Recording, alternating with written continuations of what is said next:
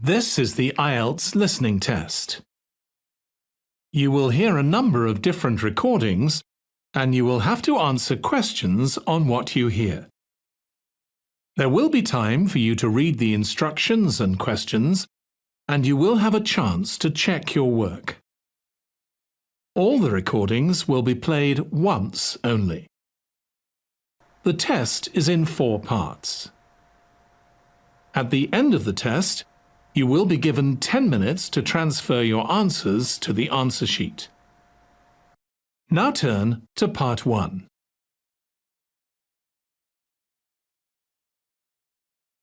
Part 1. You will listen to an interview with Mr. Sargent and a customer care officer of a vacuum cleaning company. First, you have some time to look at questions 1 to 5.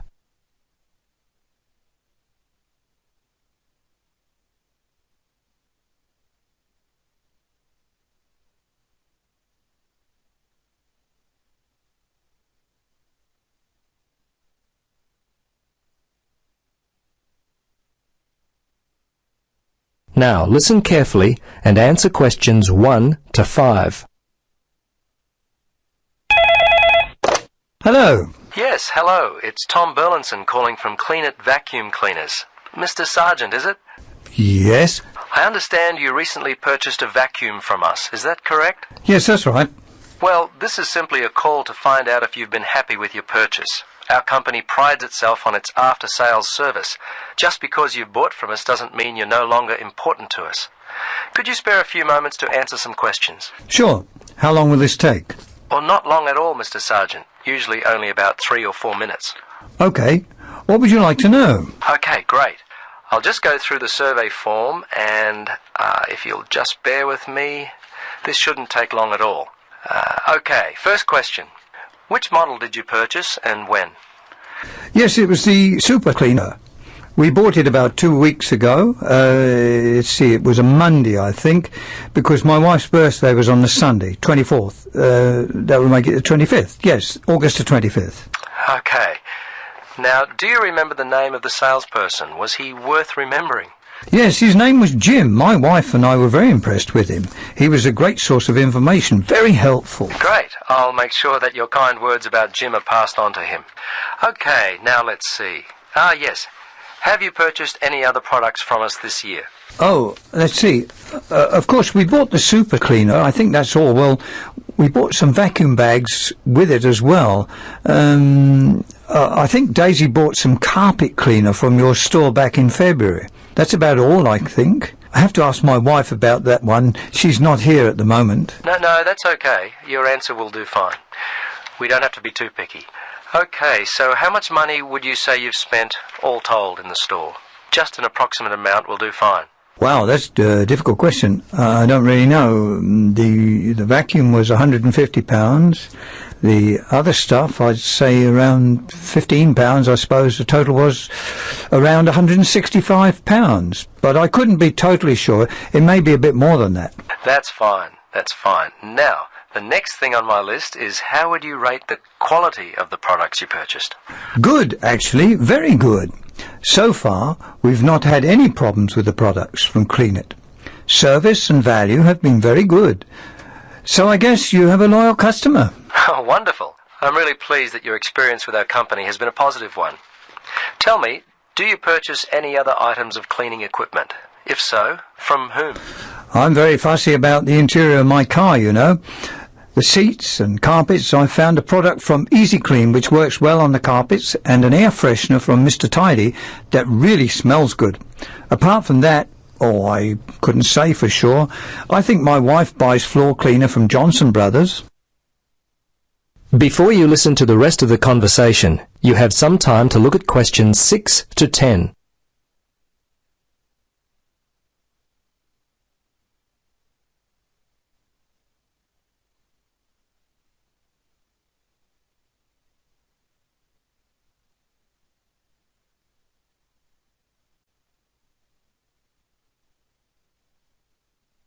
Now listen and answer questions 6 to 10. Well, we've just introduced a new line of car fresheners. You might like to stop by. We'll offer you a 20% discount. Okay, we're almost to the end of the questions. Now, I know you were happy with Jim, but overall, how would you rate the quality of our service? Fine, I thought it was good. The lady in accounts was a little unfriendly, but overall I would say the service was quite good, actually. Jim made all the difference, and you certainly seem to be a very nice person. Oh, thanks, Mr. Sergeant. Please, Tom, call me Terry. Oh, okay, Terry. Very good. Second last question. We're thinking of expanding our trading hours. When are the best times, the most convenient for you to shop? Oh, I'm not a shopper. I mostly leave it all up to my wife. She works full-time. Let's see.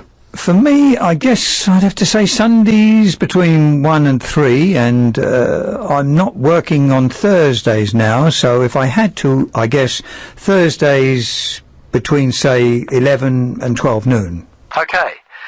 Last question, Mr. Sergeant. Terry, do you have any other suggestions for us? Anything at all? Well, come to think of it now, there was one thing. Turn up the air conditioner. I seem to remember sweltering in there, and it was unpleasant and hot. Also, and this is just me, I always like to have some music playing, quietly in the background. It just makes the place seem friendlier, more professional. Well, I'll certainly mention that to management. Well, that's it. Thanks so much for your time, Terry. If there is anything we can do in the future to help you, don't hesitate to call us. Okay, bye now. Yes, bye-bye, and thanks again. That is the end of part 1. You now have 1 minute to check your answers to part 1.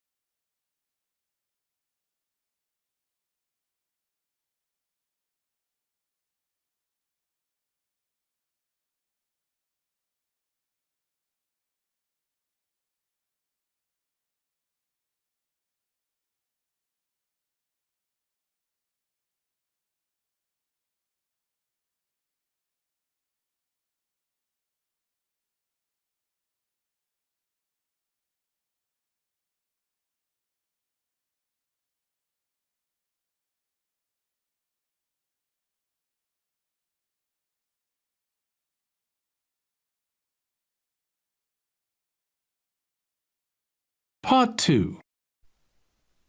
You will hear an interview with an adventurer, Colin Clark, about trekking through the Sahara Desert. First, you have some time to look at questions 11 to 15.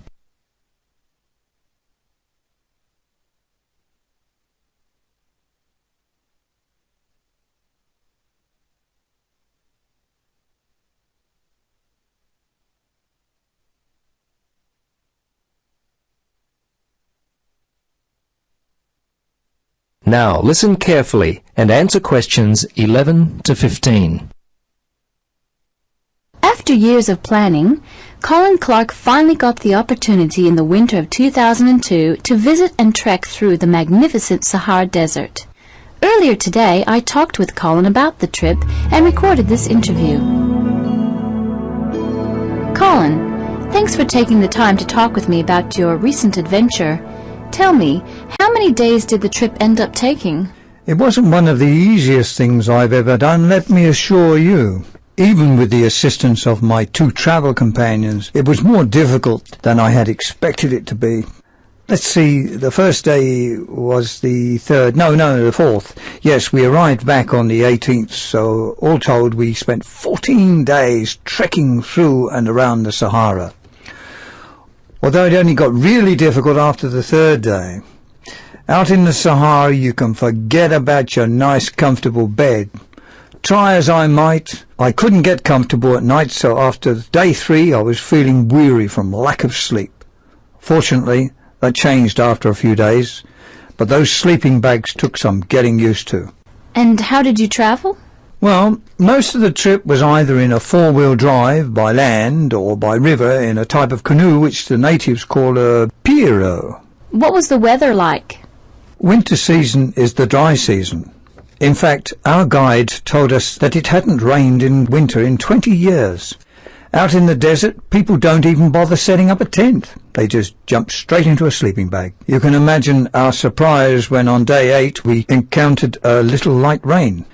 Anyway, on our first day, and I remember this moment well, the sun had just begun to rise. I was sitting on the roof of the four-wheel drive photographing some of the landscape. At that very moment, we knew we were going to be in for some scorching weather. It was only about 8 a.m. and the roof of the car was getting too hot to sit on. I asked the guide if he knew what the temperature was, and he said it must be at least 85 degrees. That's Fahrenheit, by the way. And this was supposed to be the cool of winter. The rest of the trip was pretty much the same, although at night there was a considerable break in the heat. One night I even needed a blanket, which is pretty common at that time of the year, but it was never that cold. Before you listen to the rest of the conversation, you have some time to look at questions 16 to 20.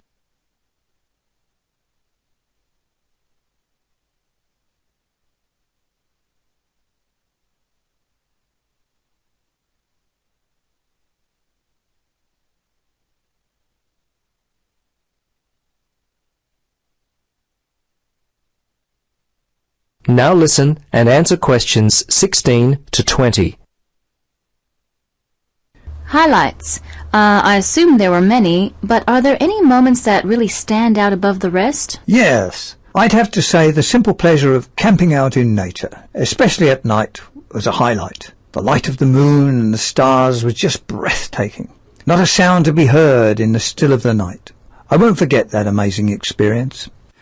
On day 12, we arrived at the Niger River, where we had to take a ferry across to Timbuktu. You don't know how uncomfortable a four-wheel drive can be until you've bounced around in one for 4 days. In most parts of Africa, you have to drive through mud and deep potholes to get around, and this was certainly the case travelling to the ferry. When we got to the river, there were 26 vehicles waiting to board it. Wow. But I'll tell you, finally arriving at the Niger River and getting out of that four-wheel drive was a much welcome break, which I won't forget. The ferry itself was built to hold 5 vehicles and was supposed to take an hour and a half to make the return trip. We realized it was going to take a better part of a day to get on the ferry, so we decided to take a pirogue over to Timbuktu with our luggage, which was another highlight for me personally. The pirogue is an interesting form of African transportation. Basically, it's a modest-sized vessel which resembles a dugout canoe. They're a common way to travel a river in that part of the world. They range in size from 2 to 6 person, but they never carry those numbers in Africa. It's not uncommon to see a pirogue built to carry 2 people actually carrying 8 people, or the larger 6-person size with 20 people on board. But it has to be people that don't place a high value on their life. I see. Most of the pirogues are propelled by hand, but a few have motors. There's a larger canoe that they call a pinnace. These are actually quite large. Almost all the pinnaces have a motor and are used mostly for freight or cargo. I'd have to say that I'm very pleased to be safe at home. That is the end of part 2. You now have 30 seconds to check your answers to part 2.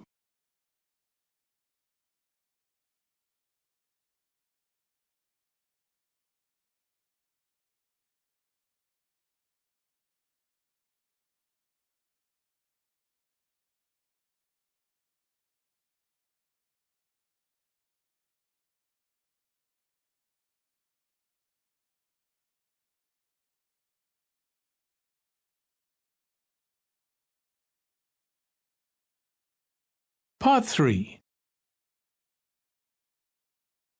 You will hear 3 linguistics students, Joe, Martin and Angela, discussing the presentation that Joe is giving soon as part of his course. First, you have some time to look at questions 21 to 26.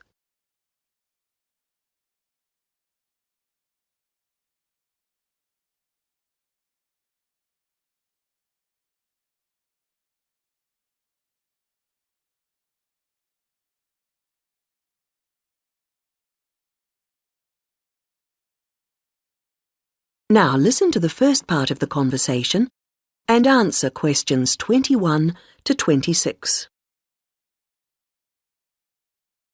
Hi, Martin. Hi, Angela. Hi, Joe. Yeah, hi, Joe. So you're really worried about your presentation? The one about names? I am. Well, you know your stuff on names pretty well, so it's just a question of selecting what you want to use. That's right. But there's so much. Well, you don't have to include everything. Let's start somewhere. Well, for example, there's a lot to discuss about people's names in terms of culture. It would be a good way to start, bringing in issues of religion, society. I thought so. As long as you can keep it concise, since it's potentially a large area. I'll pick out some key points. Good. Now, that will tend to be about differences. What about something on ways in which naming practices are often similar across different languages? That sounds good. I'm not sure how much I could say that's really about just names and not really general language. Maybe you need to give that some more thought. Yes, I'm not ruling it out. Well, what about what first names mean? That's got to be specific to languages or language groups. Yes, there are all sorts of different principles at work. It's a rich area for discussion. And you can present lots of examples. It would mean a good slide or two. I'll enjoy making those up. Don't forget to put our names in. No, OK. Right, where have we got up to? Yes, now, there's the question of place names. Ones where the name of the place is the word for the situation, like something to do with sea or mountain, etc. Yes, people often don't realise the origin. It sounds like it's just a translation issue to me. Don't you think you might give that a miss? Given the time limit, perhaps you're right. You need something on place names. Could you get history in? Actually, the way migrants often used to name places after somewhere in their country of origin is interesting. Sounds a bit narrow to me. Well, I'd hope to build it up a bit. Perhaps you should make a final decision on that later. OK, I'll see how the rest of it goes first. Is that the lot? No, there's still country names, the origins of those. I think that's an interesting area. Yeah, because it's something we often don't think about. It'd be a way to bring in various aspects. History, certainly. I could project a map of the world and have people match the original meanings to the countries. Well, that seems to be a foregone conclusion. Fine. Yes, I'm feeling clearer already. Now you have some time to look at questions 27 to 30.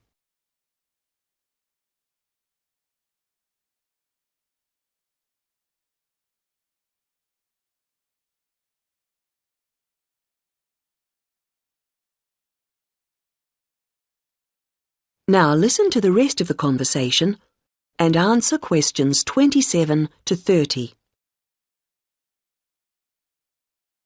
You know, there's another aspect that I think I'll cover. Yes? Brand names. Isn't that more to do with business studies? Well, international companies are finding it increasingly important to have brand names that can be used in many different countries.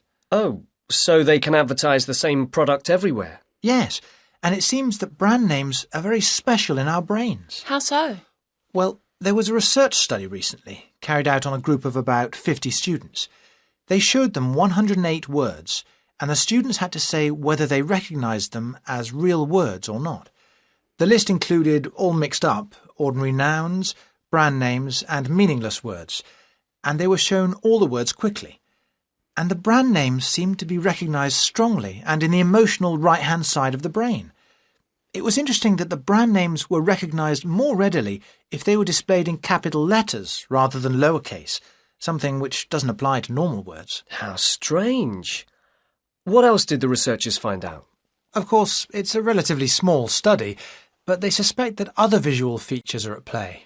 And so that, for example, colour has a major effect in helping us to store brand names in a special way in our brains. I suppose that's logical. But what they mean by a special way? I'm not saying I understood everything about this study. Of course not. But they seem to be saying that the power of brand names is that they conjure up a range of associations inside our brains, more so than ordinary words or names do. I guess this is great news for international companies. Potentially, certainly. Though exactly what they do... That is the end of part 3. You now have 30 seconds to check your answers to Part 3.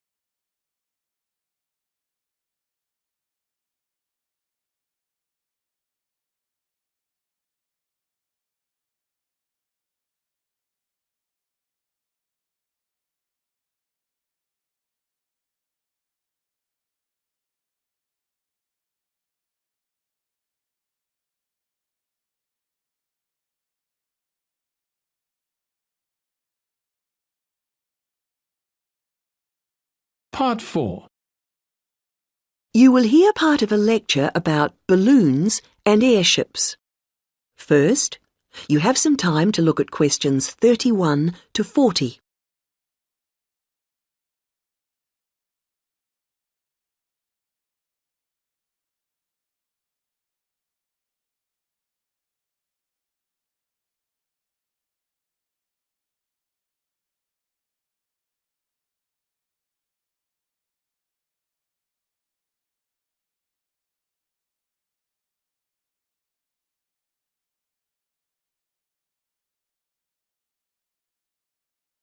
Now listen to the lecture and answer questions 31 to 40.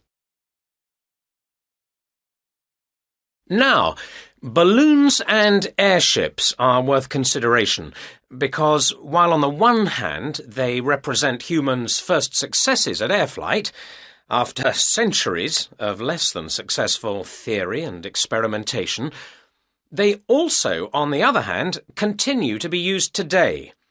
We may have appeared to have moved on to jet planes and space rockets, but you can still see these more primitive flyers in the skies. OK, gas balloons first. France saw the first balloon flight in 1783, and this began a process of development.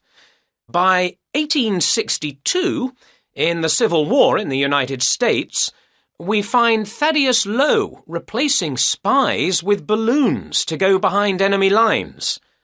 The success of this led to the continued use of balloons in peacetime, and they were employed in the creation of maps. And such applications continue to this day, with balloons assisting in increasing our knowledge and understanding of the world we live in. Unmanned balloons are still widely used to collect data to inform scientific research of various kinds. You'd be surprised at how much they contribute. All sorts of instruments can be mounted in a balloon, and ongoing investigations into climate benefit from the information that can be gathered from a flight. Well, that's gas balloons. Now, the increase in the popularity of ballooning as a sport or leisure activity has been mainly due to the development of the modern hot air balloon, being cheaper and safer than the gas balloon. Heating air, rather than using potentially explosive gas, is what makes these rise, although the process doesn't generate as much lift as with gas balloons. But this is a small price to pay for its other benefits, and this type of balloon is no doubt here to stay.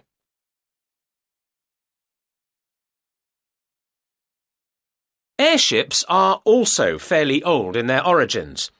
The idea for a balloon that could be powered and steered was first published in France in 1784, although 1852 was the date of the first successful airship flight. The first airships, like the first aircraft, didn't provide any weather protection for their crew, so it must have been rather uncomfortable up there. But designs continued to develop in sophistication. It was realized that the ships would drift about if they weren't strengthened, and that to work effectively, they would have to have a framework. Once designs started incorporating this, flights became longer and more reliable. Airships were deployed for various uses in the First World War, and once peace returned, designers began to turn their attention to ambitious plans for regular intercontinental flights. However, in the 1930s, this program more or less came to an end. For one thing, the speed and popularity of airliners meant that the airship appeared superseded. They just couldn't compete. And as if that weren't enough in itself, Another factor in the decline of the airship was an alarming number of crashes, and this, of course, put people off. Nevertheless, several countries have continued to build smaller airships for various uses, such as naval observation or publicity purposes. In fact, their popularity seems set for a slight revival, and in the past few years there has been renewed attention paid to the possibility of using them to transport cargo. Who knows? Maybe the 21st century will be the age of the airship. Now, if you look at your handouts, you'll see that I've included some information.